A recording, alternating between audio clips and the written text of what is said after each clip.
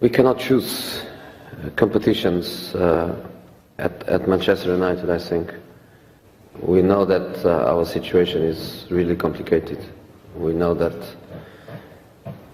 the Europa League is also a competition where we play on the Thursdays, and then makes it even more difficult for us. The accumulation of FA Cup, League Cup match postpones is really hard for us, and if we progress in the competitions, we will be in trouble.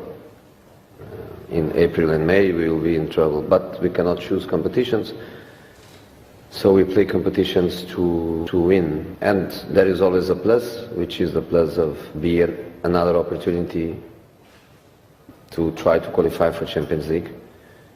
We have two doors still open. One is Europa League, but we know that we are in the last 32, not even in the last 8 or 4, last 32, so long way to go. And in the Premier League, the door is also open, but we still have a long way to go. I think only Pogba is a little bit in trouble, which is normal. You know, it's difficult for the lady to choose. It's not difficult, it's impossible for the lady to choose. I know from Paul that the mom wants a draw, but next week one son will be happy and another one will be sad. But I think only for the mom is a little bit of problem. For them, I think they will enjoy. They will enjoy to play against each other. Paul is excited, Florentin for sure the same. So I think it's a good thing. It's a good thing.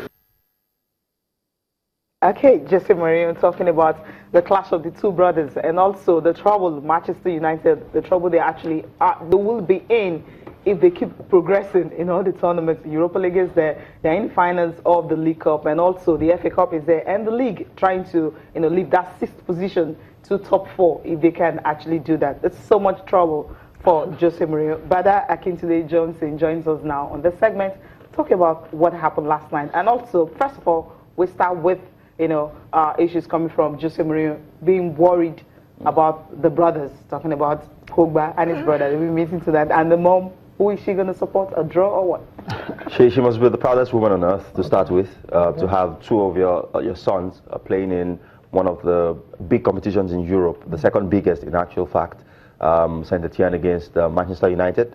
Must feel her with so much joy. Yeah. Paul, obviously the bigger of the 2 stars. Yeah. So it's a night to treasure. It's a night you'll remember for the rest of her life. It doesn't matter who wins, even though she knows in her heart of hearts that United stand favourites. But she'll take in she'll soak in every minute of those 180 over the 2 legs, and yeah, whichever way it goes, she'll be glad. Yeah, she doesn't really have a choice. But let's talk about the trouble and what Jose is talking about. I mean, surely as a manager, these are the kind of troubles he wants.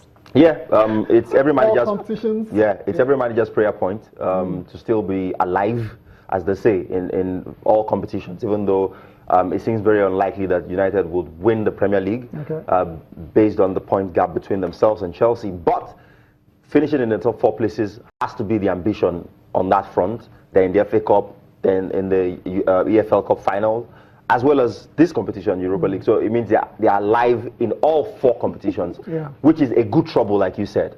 But let's not forget the fact that these matches do take their toll on players, and the freshness is no longer there, especially when you have to play within 3 or 2 days after big games and travel, and that's where teams struggle. It doesn't matter how deep your squad is.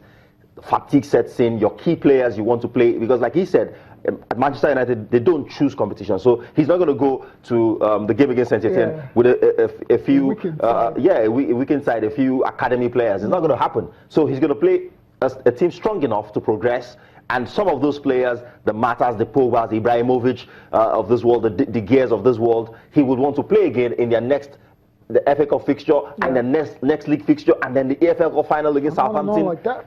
I mean, it's just madness at this point in time. So he'll be hoping that the damage to the team is minimal, and they can still, keep their title challenge as well as their challenge on other fronts alive and be able to push it as far as they can.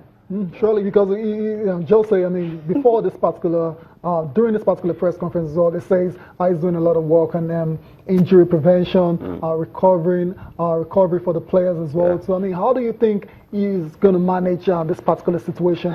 They've got a deep squad, the players, even the players on the bench, you think they're good enough to prosecute some of these games. I agree with you, but take for instance when Eric Bailly was at the Nations Cup. Okay. United didn't look exactly convincing in defense. Yeah, so that's the difference that one man. I mean, just last night, Laurent Koscielny left the pitch, and Arsenal went to ruins. Crumbled. So I mean, if an important player gets injured, God forbid, that's his biggest fear.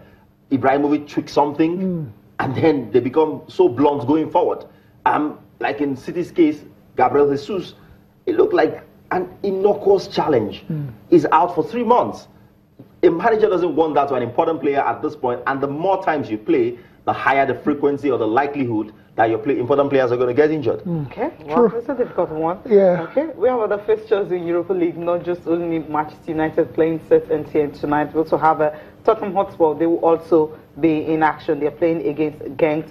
And also you have some other clubs, Villarreal. Who is in action? John Ogu, Apoel Beersheva against Besiktas. Okay, that's a very close one to call. Yeah, I mean, Apoel have defied all predictions. They came through a group that has Southampton and Inter Milan to come this far. There are actually 3 Nigerians in that team, and so we should keep our eyes on that one. as well too.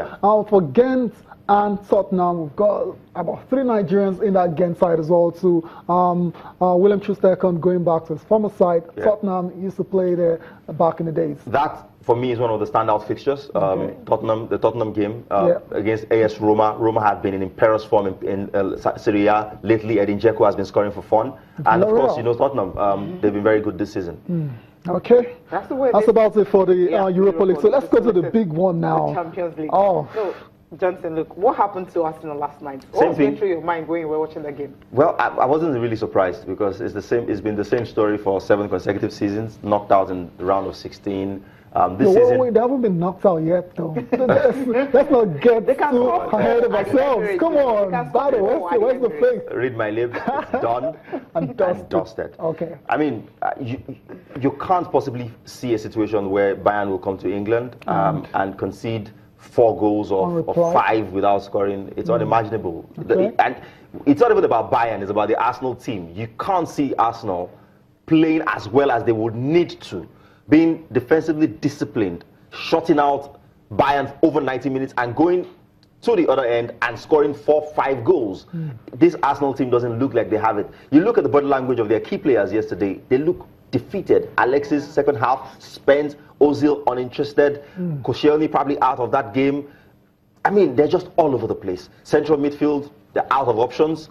I don't see how Arsenal are going to do it. They're out. So 7 straight seasons now, they've been knocked out in the round of 16. They've been beaten black and blue by the same opposition, Barcelona and Bayern Munich, 5 out of those 7 times.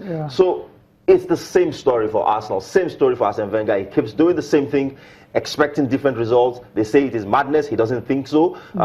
So I wasn't really surprised. On the evidence of how well they played in the first half, another manager, another tactically astute manager would have left with a loss not so bad, maybe a 2-1 loss. Damaging loss like Not a damaging loss, or even a draw, because they did look up for it. They did look up to it in the first half. Confirmation of the result, 5-1 for Bayern Munich over Arsenal, and Real Madrid 3-1 over Napoli. Let's still on the Arsenal loss. I mean, you talked about Koscielny going out injured, and from then on it was downhill for the Arsenal. I mean, it's not enough reason for a team as experienced as Arsenal to just capitulate. Because you don't have enough leaders on the pitch, especially in that part of the fence. So Koscielny being captain, being the most experienced guy, would rally the troops, would get people playing in their exact positions. You saw